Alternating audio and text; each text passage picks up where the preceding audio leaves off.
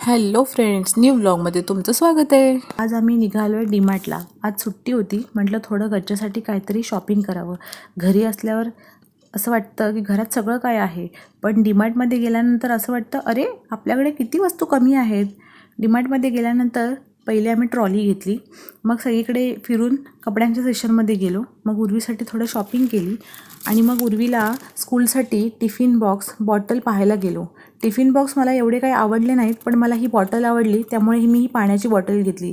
ती अगदी उर्वीच्या बॅगमध्ये परफेक्ट बसणारी होती. नंतर फिरत फिरत आम्ही चपलांच्या सेक्शनमध्ये गेलो.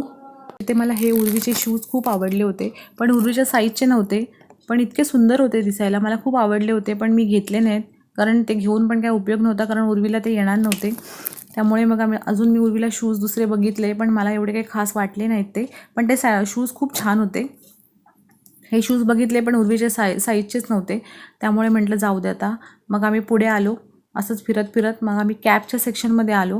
कॅपच्या सेक्शनमध्ये बघत होतो उर्वीला कॅप. उन्हातून स्कूलमधून येते तर म्हटलं थोडं ऊन जास्त असतं तर कॅप बरी पडेल, पण तिला कॅप बघण्यामध्ये काहीच इंटरेस्ट नव्हता.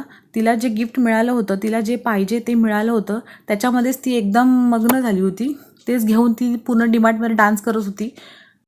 आम्ही काही तिथे कॅब घेतल्या नाहीत.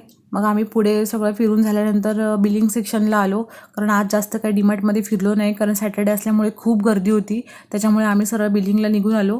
बिलिंगला पण एवढं लाईन होती खूप मोठी. आधीच एकतर खूप उशीर झाला होता आणि डीमार्टमध्ये भरलेली ती जत्रा हे सगळं बघून लगेच तिकडून निघायचा विचार केला.